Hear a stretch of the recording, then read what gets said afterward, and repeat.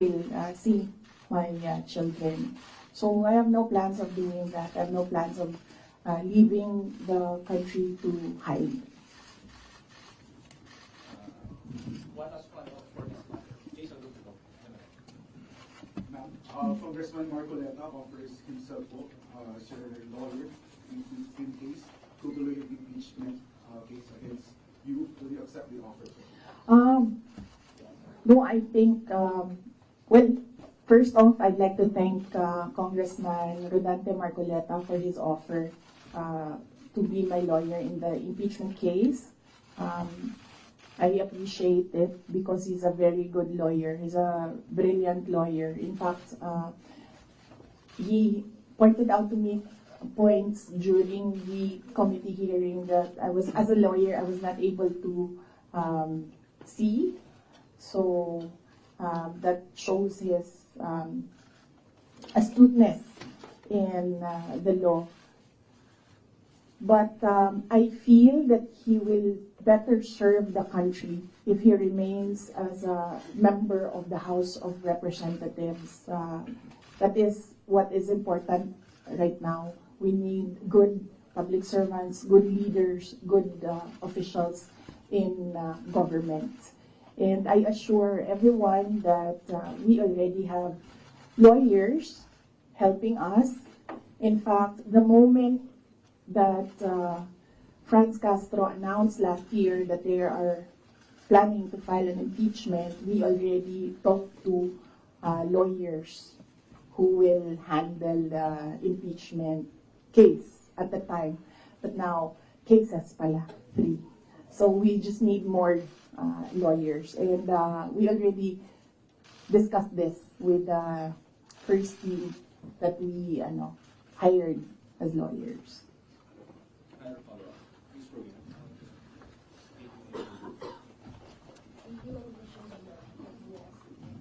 Yes, ma'am. I just want to ask how are we preparing, or what are our preparation, and how are we getting to respond to the impeachment for the worst case scenario? Oh, okay. Yes, ma'am. So, very recently, we had a meeting with the lawyers, and what was discussed there was the arrangements, because we needed more lawyers. We are expecting another impeachment case now, so this may be 3 impeachment cases. So, and then we will await an official copy of the articles of impeachment so that they can prepare the defense. We already have advanced copies of what is filed in the House of Representatives, and they're starting preparatory works right now. Sorry, sir.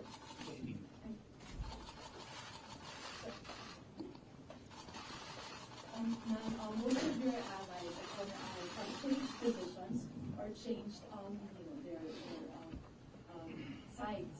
How do you feel right now? And if, for example, the impeachment comes through, are you confident with the numbers both in Congress and the Senate? No, we're not confident with numbers, ma'am, because impeachment is a legal process and a political activity. So we are confident with the legal aspect of the impeachment because all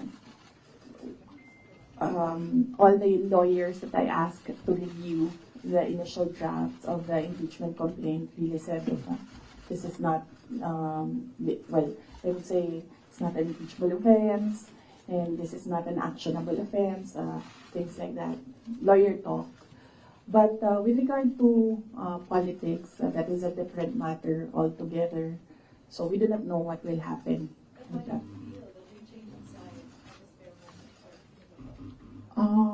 Well, that's politics. They always say that there are no permanent friends and enemies in politics. So it really depends on the person, on the politician, what path he will choose. Hi, ma'am. Related to the worst case scenario. Yes. the House of Government Committee said that they are eyeing the possibility of filing plunder, technical malversation, and consolidation charges, among others, against you and several other officials of the OVP and formerly the DepEd in relation to the alleged misuse of the confidential funds.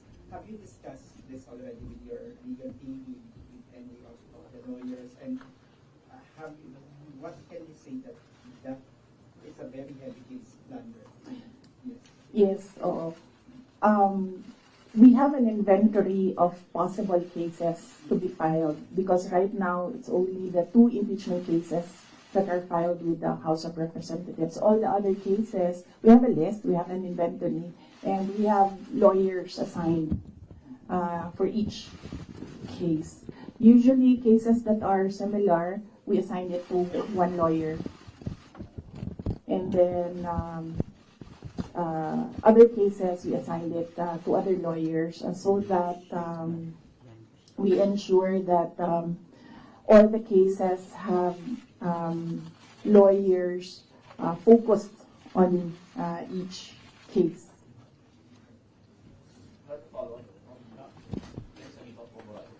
Dennis Amito po from Bobo Radio Philippines. Ma'am, na-consult niyo na ba yung family niyo about this? Dahil kanina nabanggit niyo kung sa mga lawyers about sa family. Si PRRD, nakausap na po ba ninyo? And ano yung payo mo sa inyo? Hindi pa kami nagkausap ni dating Pangulong Rodrigo Duterte.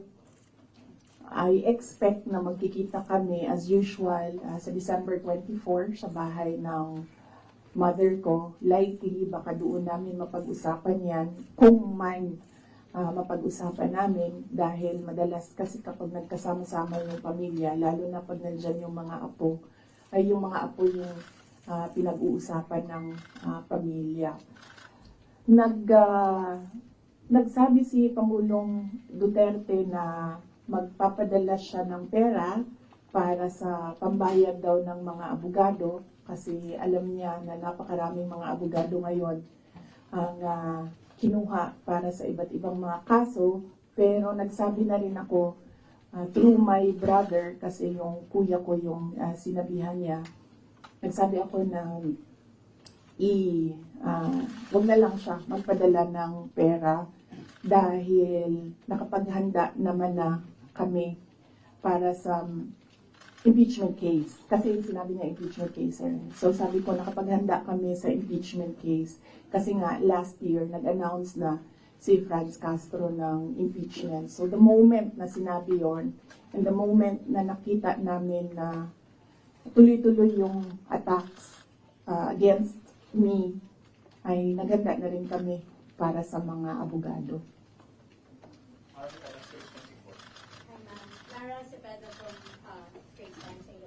Ma'am, you already mentioned that your lawyers are prepared to answer the impeachment cases, but the opposition groups who have filed the complaints against you are accusing you of being evasive in your answers and the alleged corruption and misuse of millions of confidential funds. Ma'am, baka you can offer an explanation also to taxpayers how kung above board po ba talaga yung paggamit nitong mga confidential funds para matapos na rin, ma'am, yung question once and for all. Yes, ma'am. I'm not being evasive. If you are referring to the budget hearing and the hearings in the House of Representatives, I'm not being evasive. I am not answering the questions because they have no authority to ask confidential questions. I am answering questions about the use of the money in the Commission on Audit, and there is no, you ask the Commission on Audit if there was anything at all that they can say or see that we are not cooperative with the audit. So it is wrong to say that I am evasive. I am definitely not answering questions about the use of the fund, about confidential funds, because it pertains to national security and the lives of the people involved in intelligence operations. And yes, as I said, we have fully cooperated with the audit process of the Commission on Audit, who has the sole jurisdiction to ask questions about the use of confidential funds. In fact, 2/4 of the Department of Education are already cleared by the Commission on Audit, but it is still being questioned inside the committee in the House of Representatives. So that is the reason why I am not answering questions from the House of Representatives. Plus the fact that, as I said, it is an attack. It is a political attack. If you are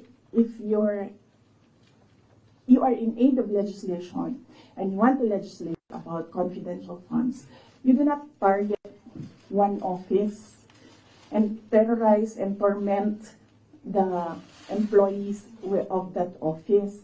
What you do is you do a sampling, a random sampling of the offices who have confidential funds.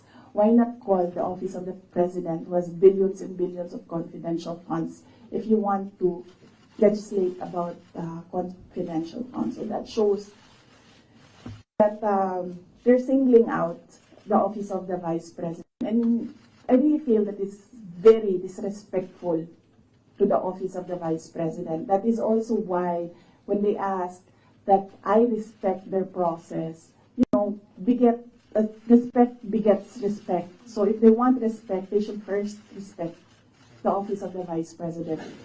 That is what I was saying, that they don't like me, they don't like my person, they don't like Inday Sara Duterte, but they have to respect the office of the vice president.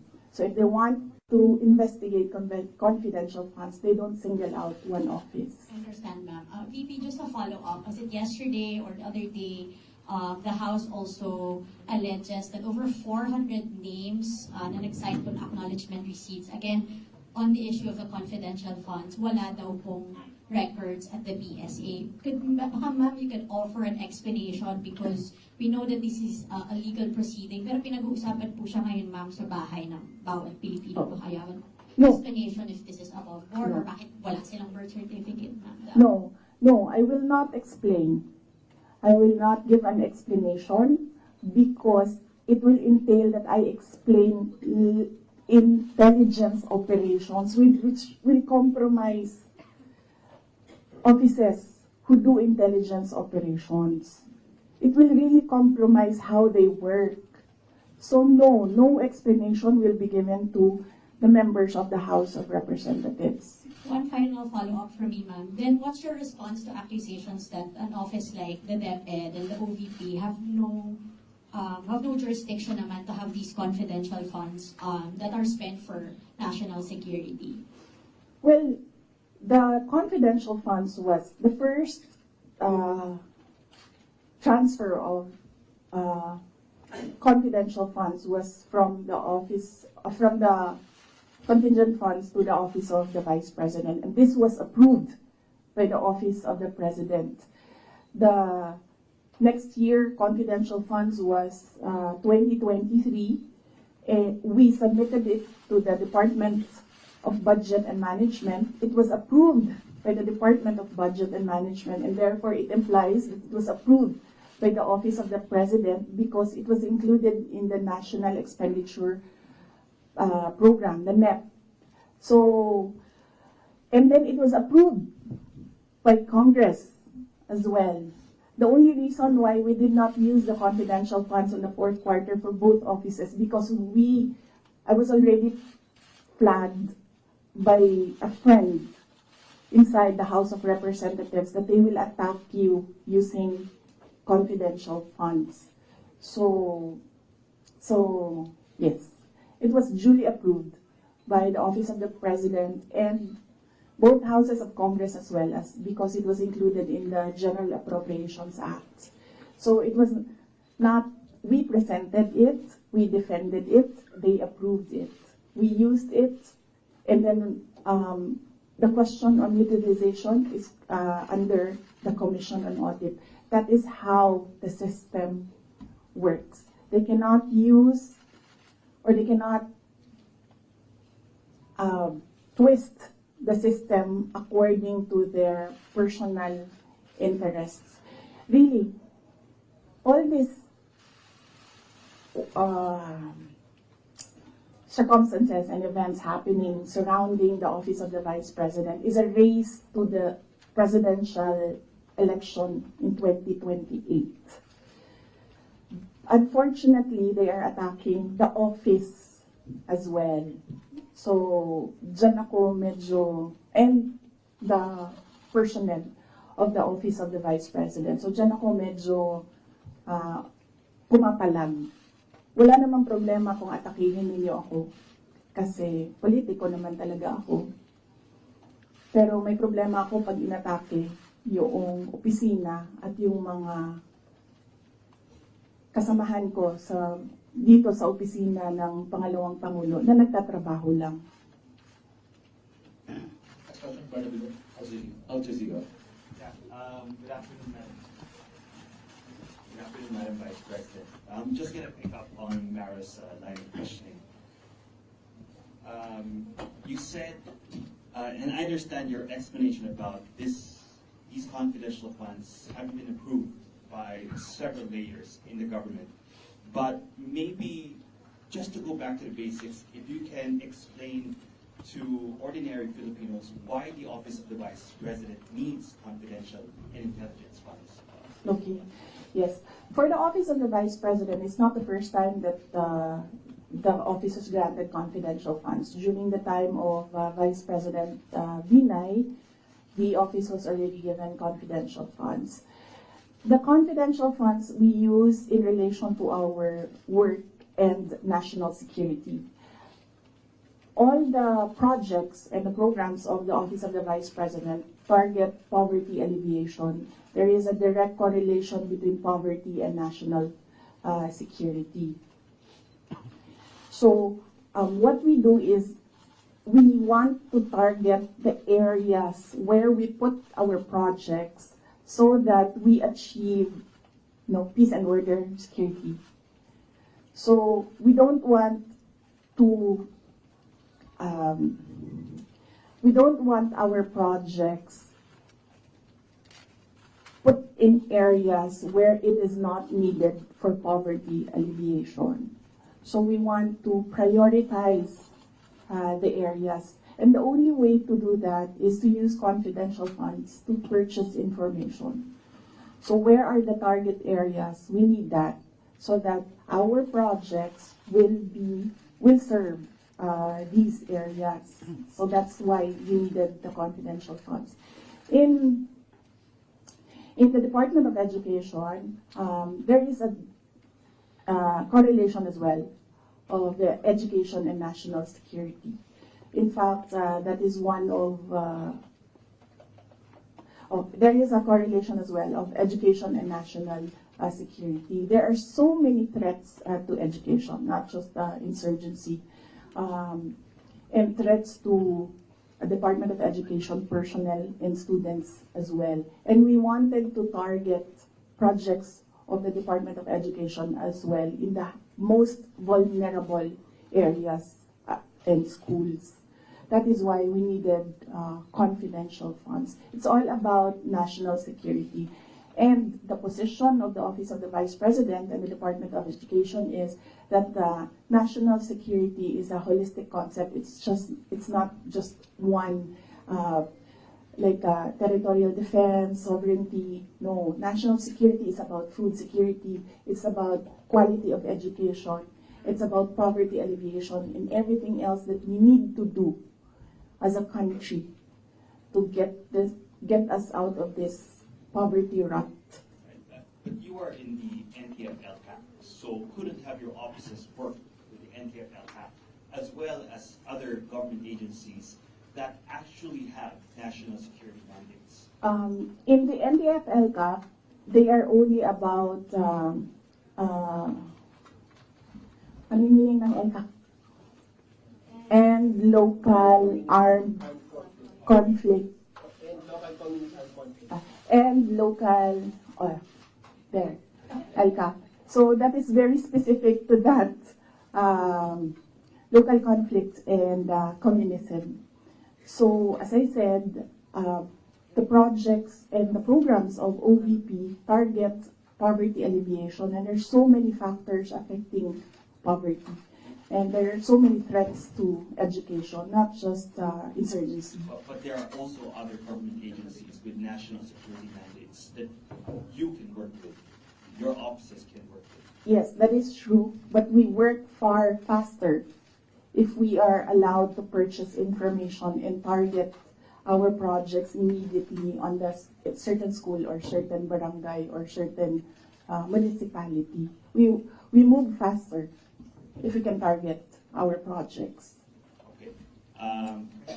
Going back to the confidential funds, that was also part of the confidential funds, but the names that are being verified by the Philippine Statistics Authority, I know you said that you can't explain because they're confidential in nature, but maybe just a yes or no, because other names have cropped up. Aside from Mary Grace Piatos, we have Chippy McDonald, Fernando Tempura, Carlos Owishi, Raymunda Nova. These were mentioned in a column at the Philippine Star, and Joel Chua, Congressman Joel Chua was quoted. Are yes or no, are these code names? Nakalimutan ko yung sagot ko. Sandali. I cannot explain confidential funds because it will entail explaining intelligence operations. And there is a law that prohibits officials who gather information because of their office to divulge it in public. So it's the Anti-Graft and Corrupt Practices Act. There is a specific provision of law. You cannot divulge confidential information that you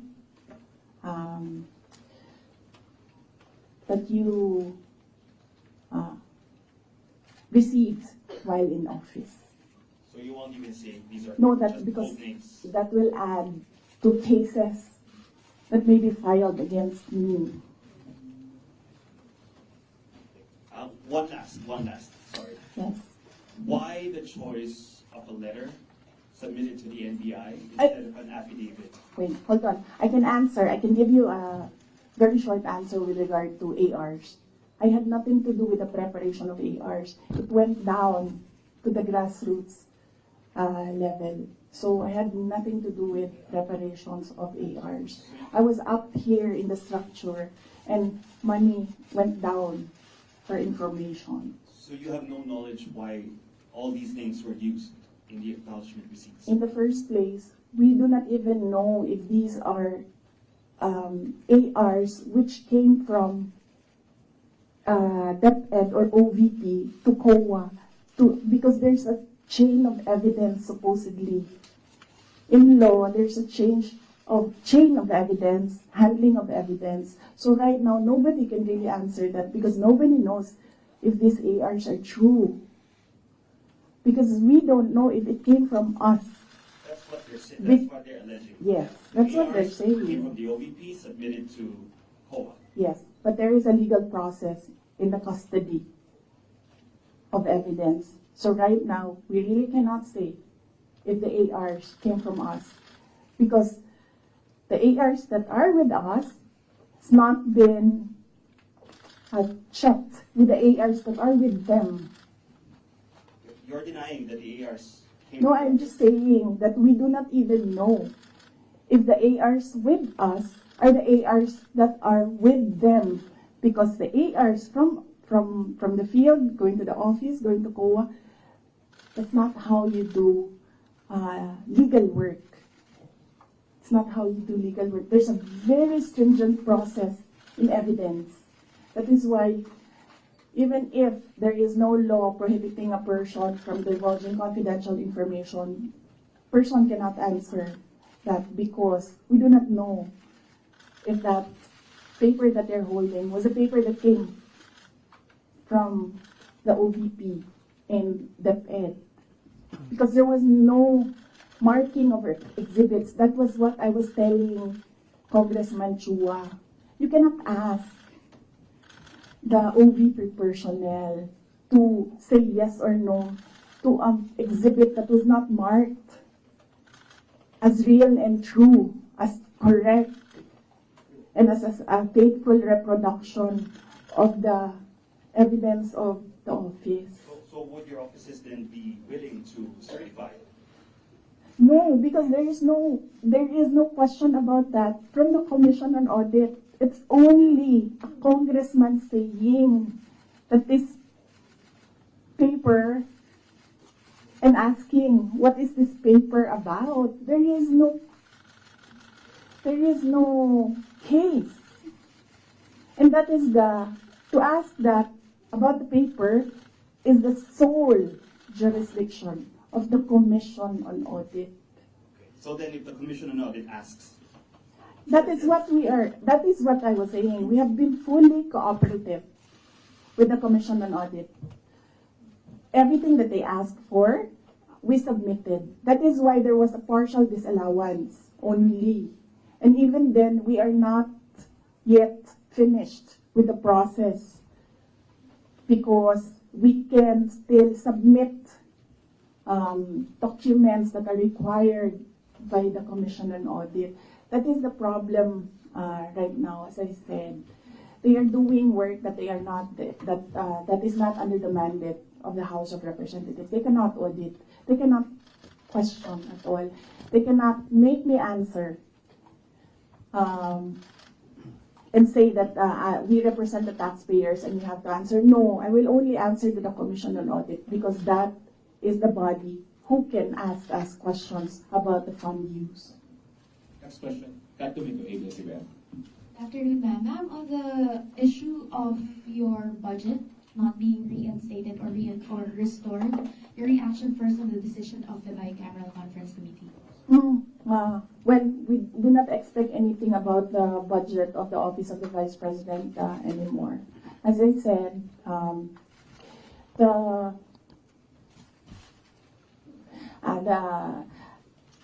before I was saying that I am not the problem. I've been saying that I'm not the problem. The problem of the Philippines is kahirapan, kagutuman, corruption, and all the other peace and order issues. But it is clear right now that they consider me as the problem already. So I will not help them solve the problem. Ma'am, a follow-up question. It's nearly January already. Your office will be filing a new budget request for 2026. How much do you intend to ask from Congress for 2026? We've not discussed that. We need to wait for the budget call because the budget call outlines the rules of your proposal for budget for your office. So we need to read the budget call before we can sit down and discuss a budget proposal for the Office of the Vice President. Ma'am, at top of mind, are you still considering to hike the 733 million, or will you be happy operating on the same expenses in 2026? I cannot answer that because there are rules. They usually put conditions in the budget call, and we really need to read the budget call to draft a proposed budget. Last two questions. Just to follow up on the budget, in the previous interviews, you said that you cannot give a definite answer on what will happen with regards to your satellite offices, given that the budget was not final at that time. But given that the BICAM already decided not to reinstate your original proposal of 2 billion, what would happen to your satellite offices? There are around, I think, 10 satellite offices across the country. Yes. We have to see if we can continue with the projects that they are implementing. We need to see if the projects are still there, and then if they can still implement the projects. So that is something that we have to discuss with the Execom of the Office of the Vice President. Ma'am, nandun po ba yung possibility of shutdown? And then ano po yung nasabihan na po ba yung mga affected personnel just in case na magsha-shutdown nga po mga satellite offices? Galing sa central office ng Office of the Vice President, wala kaming sinabi sa kanila. Pero since nababasa naman nila sa media yung nangyayari sa budget, I am sure that they are preparing themselves as well. Ma'am, good afternoon, please. Please double check. Ma'am, it was mentioned before na po out in security na papalitan. Meron na po bang update dito? Tsaka sumulat po ba kayo sa AFP regarding this? Yes, wala pang update doon sa pull-out and replacement. Nag-aantay kami sa Armed Forces of the Philippines kung kailan nila gagawin yon. Yes, nagpadala ako ng letter sa Chief of Staff ng Armed Forces of the Philippines. Meron lang ako mga nilatag doon na mga requests. Pinakauna doon is hindi na kami tatanggap, hindi na ako tatanggap ng replacements. So kung magtanggal sila, hindi na nila i-replace. Iwan na lang nila kung ano yung maiwan. And kung wala mang maiwan dahil tatanggalin nila lahat, I already said that I will seek security arrangements outside of the Armed Forces of the Philippines already. Parang meron na naman mag-outsource naman kayo. I mean, kasi normally naman, di ba, pag Vice President, may naka-designate dyan from the AFP, from the PFP. So, dahil nga, yun nga, may pull out, and so ang plano nyo para mag-outsource na lang kayo. Yes, we are exploring private security services. Yes. So, my husband. Huh? Would that be construed as a private? No, because there are professional security services. So that's not considered as a private army. And I do not know if these individuals are allowed to bring guns. So that makes them less of an army, ma'am, kung wala silang. But hindi ko alam yung sa professional security services. But that is one option that we are preparing for in case there is a pull out of the entire security detail from the Armed Forces of the Philippines. Initially, I asked my husband, and then he said that he'll make arrangements. Out of pocket na. How much are you estimating for that? Well, wala pa kaming we have not requested for proposals yet from service providers. We have not requested a proposal yet. So, but I think only Filipino organizations or agencies are allowed that kind of service within the Philippines. I think, Mama. I do not know. But I know that they are Filipinos. Yes. Do you feel secure about No, I don't. your children? No, ma'am. No. But no, I do not feel secure. As I said, that there's always been bias because when you see, say for example, DOJ, iniimbestigahan nila yung Presscon. Pero hindi nila iniimbestigahan kung bakit kami umabot doon sa Presscon na yon. Iniimbestigahan nila ang threat ko, no? Pero they've not ever investigated threats against me, which are all documented, but we do not give them the information because we don't trust them at all. Last two questions, Red, then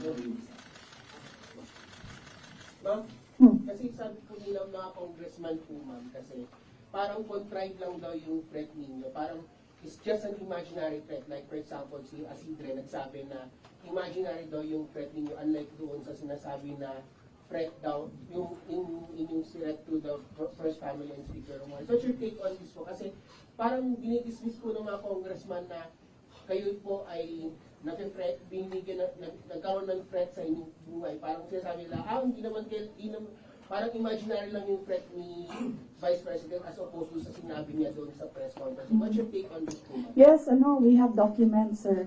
We have screen caps, we have photos, we have police blotters, we have everything on file.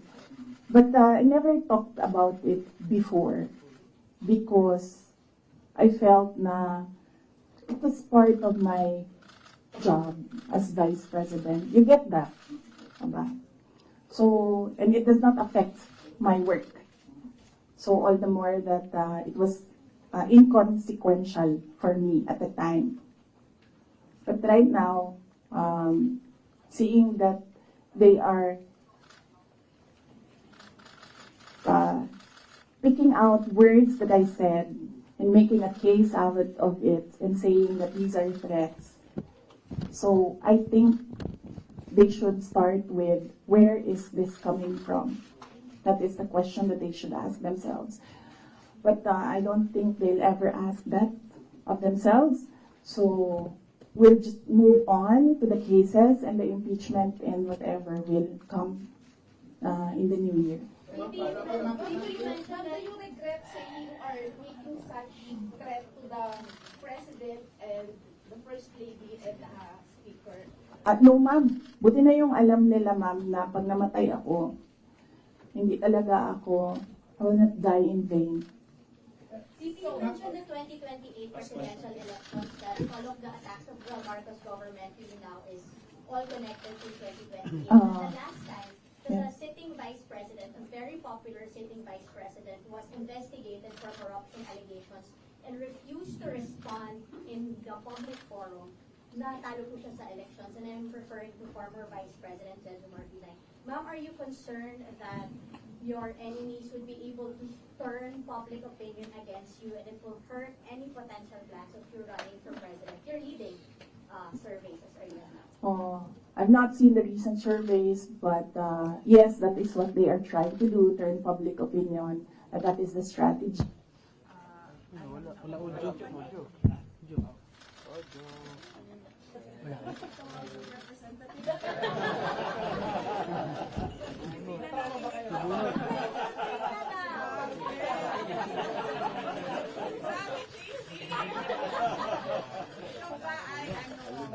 Full agent.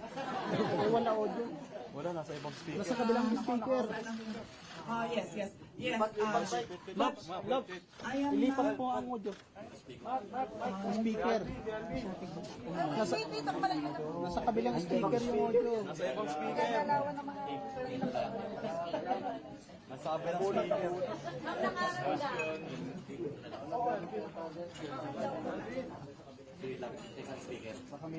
Lapit mo, ano?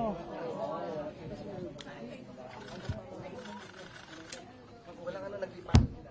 Ayan na. Wala pa rin. Lipat na mic. Lipat nyo na lang. Wireless na. Either ba yan na? Ayan na.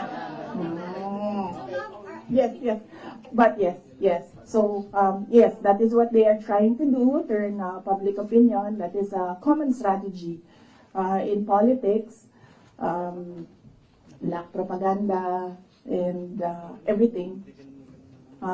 Will it hurt my chances? I'm not yet a candidate. So, right now, I am just the Vice President of the Republic of the Philippines and working for the country. So, I am not yet a candidate. So I do not know if this will affect me. Maybe my decision in 2026 will consider what is happening right now, but I cannot really say with finality what will be the considerations for me to decide to run for president. As I said, just give me the last quarter of 2026. I think that is the best time for any presidential candidate to decide to run. Ma'am, pero yung think po, ma'am, kasi ito, lumalabas yung keyword ngayon, binibinay. Para kayong ginagawang binay, yung attached for former Vice President Jejo Martinez. You think po, ma'am, binibinay kayo ngayon kasi malakas kayo ngayon this survey and possibly tinutukod nila kayo para mawala yung political cloud ninyo sa 2028? Yes, oo, yan naman ang sinasabi ko eh. It's all, these are all political attacks. From the attack from the left on the confidential funds, the meeting with the Speaker of the House of Representatives, and the attack on the budget, and the other attacks that you see in social media. So these are all directed to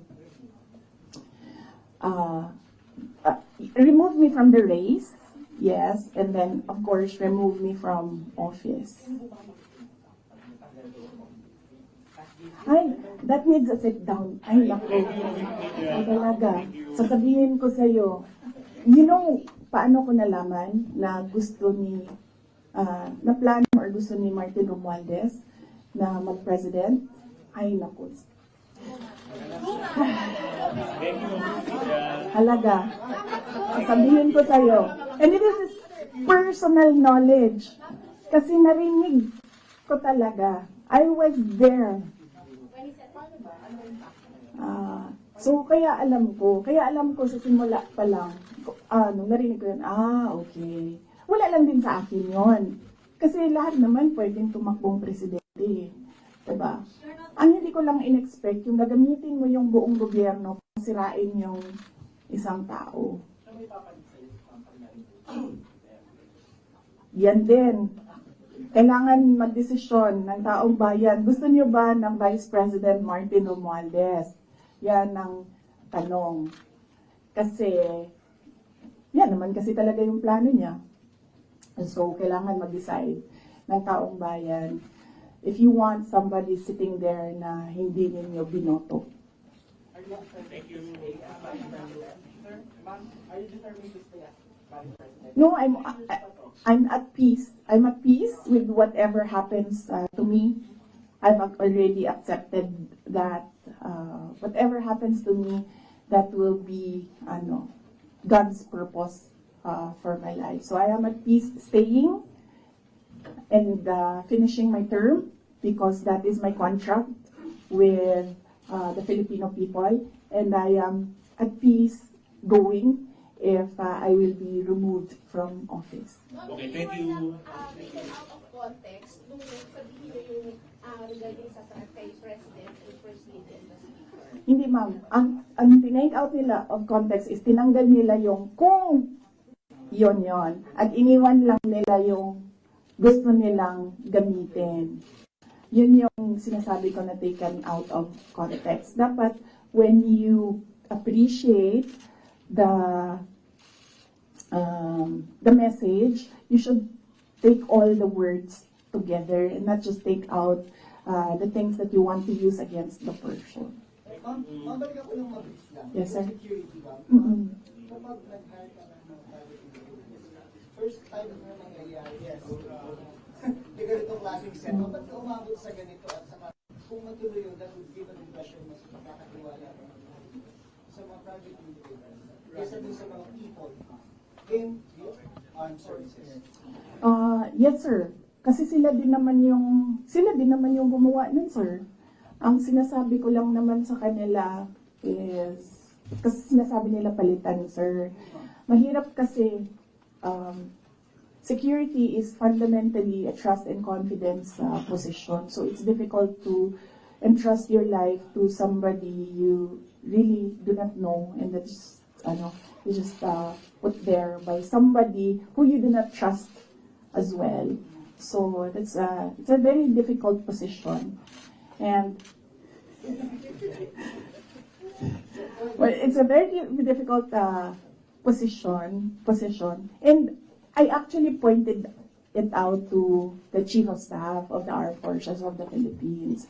I told them that there is a line of succession. You're supposed to protect your number 2, your 1 and 2, because that is your reserve. Because one day, if you do not protect your 2, one day you have no 1. If you don't have a 2 and you don't have a 1, you don't have any 1. Diba? That is in the Constitution, and they are supposed to protect that line Oo. Sabi nga, isang COA may 443 cases. Babalik na naman tayo. 443 last year. Oo. Out of the 865 that employees only. So, with that regard, yung plano yung pag-outsource ng private security, do you plan to get that same number of security or much higher, considering that you said that you have Yung 400 plus, approximately 400 plus, it was combined PNP and AFP personnel. When the PNP pulled out all the personnel of the PNP, ang naiwan na lang is 334. AFP personnel, and not all of them are working for security. Some of them are working for admin, some of them are working for budget, some of them are working for supplies. So there's a lot of, there are several offices inside that unit that don't work for securing the person. They work for operations of the entire unit. So, ilan lang dyan, sir, ang nasa security talaga. Yung like close-in security. Ma'am, yung hindi mo tinatras na appointing person, is it BBM or the chief of... Ay, silang lahat, ma'am. I don't trust anyone right now except myself.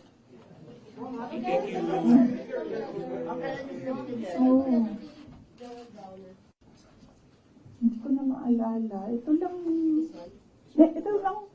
nakaraan.